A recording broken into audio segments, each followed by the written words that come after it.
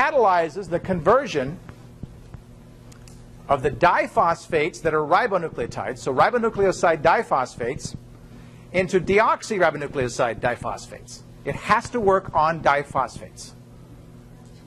Okay, that's a mouthful. I'm going to give you an example. Okay? The example is it will convert ADP into DADP. It will convert CDP into DCDP. It will convert UDP into DUDP. It will convert GDP into DGDP. Okay? So it converts those four things. Notice you didn't hear T there yet, right? It converts those four things into the deoxy forms. Make sense? Notice that it has to have diphosphates. Well, where does T fit into there?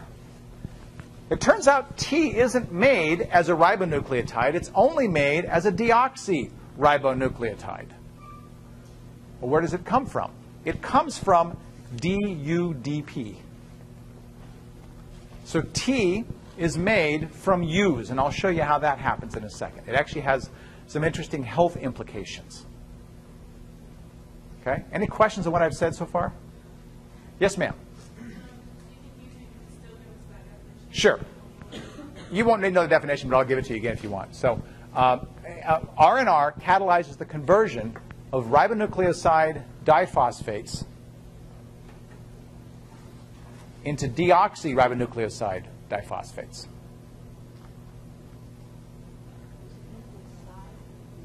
Nucleoside. A nucleoside diphosphate is a nucleotide, right? Because nucleoside plus phosphate means nucleotide.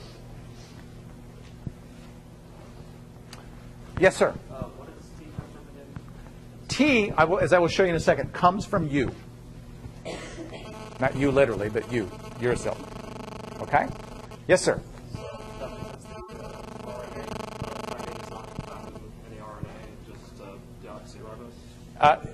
Actually, no. So thymine is found in a few tRNAs, but it has to be converted into thymine. It's an odd process. So to say that it doesn't occur in RNAs is not 100% true.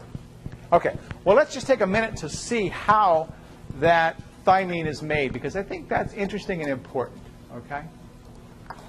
Thymine is made. Here is DUDP. Okay? DUDP gets converted into DUMP. Dump. That's a real easy one. You take a dump on the way to making thymine. Okay? DUMP gets a methyl group. You see that methyl group right there? It came from a folate. Remember the folates were the one-carbon donors. That converts DUMP into DTMP. So that one methyl group is the only difference between a U and a T. Now, that DTMP, there's a DTMP kinase that will convert it into the diphosphate, and then the NDPK will convert it into the triphosphate. Now, one very interesting thing is this reaction right here. Notice that there's a folate that catalyzes that reaction. This is a nucleotide synthetic pathway that relies on folates. It has to have a folate that's got a carbon on it that it can donate. Remember how I said once it donates it, it doesn't have that carbon anymore. We have to regenerate that carbon on there, because if we don't, what's going to happen is we're not going to be able to make T's. There are anti-cancer drugs that inhibit the synthesis or the recycling of these folates. Okay? So if you can inhibit the folate from regaining its carbon, then you stop this process right here. The anti-cancer drugs that will do that, there's one called methotrexate. M-E-T-H-O-T-R-E-X-A-T-E. Methotrexate inhibits the recycling of folates, if you want to write down something to memorize. Inhibits the recycling of folates, and as a consequence, inhibits the production of thymine nucleotides. So in practice, if a person has a tumor that is very aggressive, okay, and isn't responding to other treatment, one of the things they will try to do is they will give the person methotrexate. What will happen is methotrexate will inhibit the production of thymine nucleotides. This aggressive tumor, which is dividing more rapidly than a regular cancer cell, is much more susceptible to loss of thymines. It's much more likely to die in the process. Meanwhile, if all you did was you gave this person methotrexate, you would kill them because they have to have thymine for their own for the regular cells as well. So you withdraw it after a period of time, a few hours. In that time, you hope that what you've done is you have killed more cancer cells than regular cells, but you do kill regular cells in the process. So one of the reasons that with this type of chemotherapy, one of the reasons people get sick and lose their hair and so forth is because they're killing a lot of normal cells. This is true of other types of chemotherapy as well. So just because they're losing their hair doesn't mean that they're getting methotrexate. Okay? Does that make sense?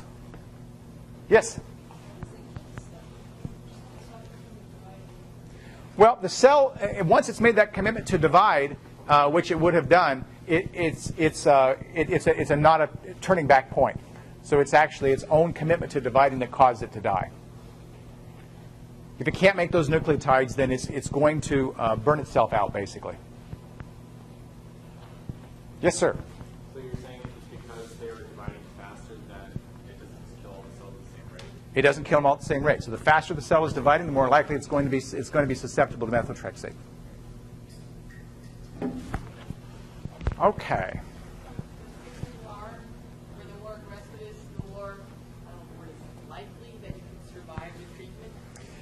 Yeah, it's kind of I know what you mean, and you're probably right. Probably the sicker you get, probably the better off you are for this type of treatment. That's not necessarily true for all treatments, but for this type of treatment, probably the sicker you are, the more you're killing. Yeah, I mean, a lot of chemotherapy is that way. That you know that you want to really nail those cancer cells, and they're going to make you ill in the process. Yeah, Stuart. So would the lack of the T nucleotide not basically cause the initiation of cell division to begin in healthy cells? Or Well, healthy cells recover from it is what's happening. Okay, so healthy cells will recover from it. As I said, some of them will die, so not all of them will. It depends on what point they're at, but it's much more likely they're going to be at that point of needing it. If they're a cancer cell, than it is if they're a healthy cell. That's why I say if you have a very aggressive tumor that's dividing very rapidly, that would be one target for this type of therapy.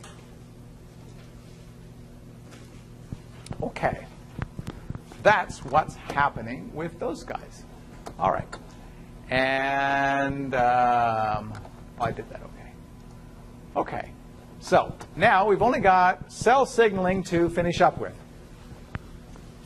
Hey, we've got 25 minutes, right? Okay. Cell signaling, I've talked about it all term. What is cell signaling? Cells have to talk to each other. If they don't and they can't talk to each other, in a multicellular organism, there's chaos. Muscle cells, when they are exercising, need to tell the liver, which makes glucose, that, hey, I need glucose. If they can't communicate that, they're in trouble. Well, we think about this as in a conscious process. Well, my brain knows it. Well, your brain doesn't tell your liver how to metabolize things as a function of neural connection. Okay? It doesn't do it that way. Your brain communicates with your liver by hormones. Okay, so one of the hormones that your brain communicates with your liver about is epinephrine. Epinephrine is something you know as adrenaline. When you get in danger, your brain releases epinephrine because your brain is aware of the danger. It travels to your muscle cells, it travels to your liver cells, and stimulates the breakdown of glycogen. That's a signaling process. Okay? That's a signaling process. It happens on the order of seconds. On the order of seconds. Okay? It doesn't take very long for that to happen. And when that happens, epinephrine goes to the muscles, it goes to the liver, stimulates the breakdown of glycogen, that produces glucose, ultimately. And that glucose is useful for your muscle cells to make ATP. There's a lot of glucose that's produced, and in the case of the liver, that glucose is dumped into your bloodstream, so your muscle cells can pick it up in that Cori cycle that we talked about before. So signaling is very, very important. There's a communication that happens. The other communication that happens that's relevant to blood glucose, we've talked about briefly also, and that's insulin.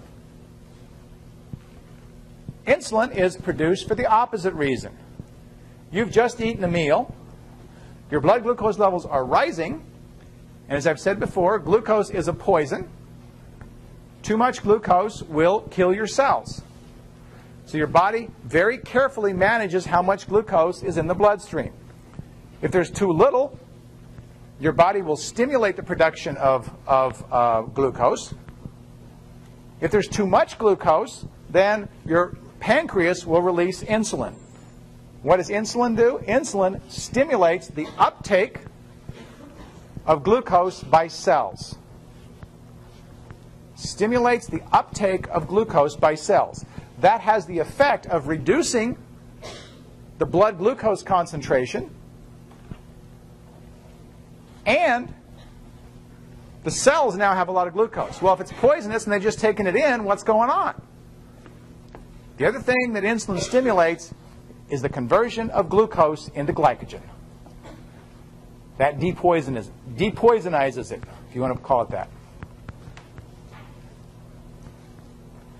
So there's two examples of hormones, and these are hormones, two examples of hormones that are traveling in our body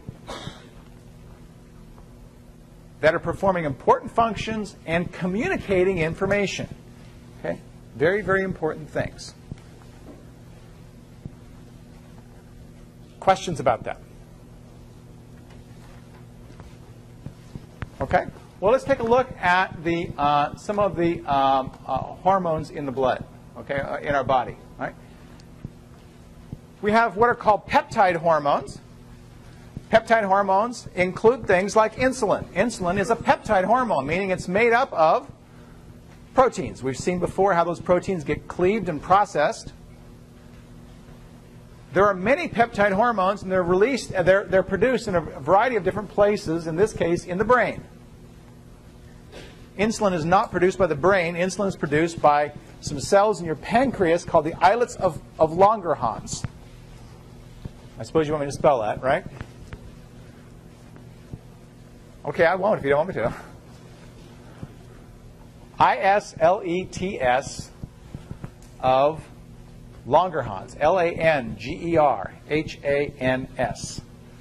Langerhans was the name of the person who discovered those. Okay? Now, we have many, many hormones that are involved in regulating many things in our body. We're obviously not going to go through these. Some hormones are involved in regulating other hormones. So we get a real mix of things in terms of controls. Okay, so here's a hormone, growth hormone releasing factor, which stimulates the release of growth hormone.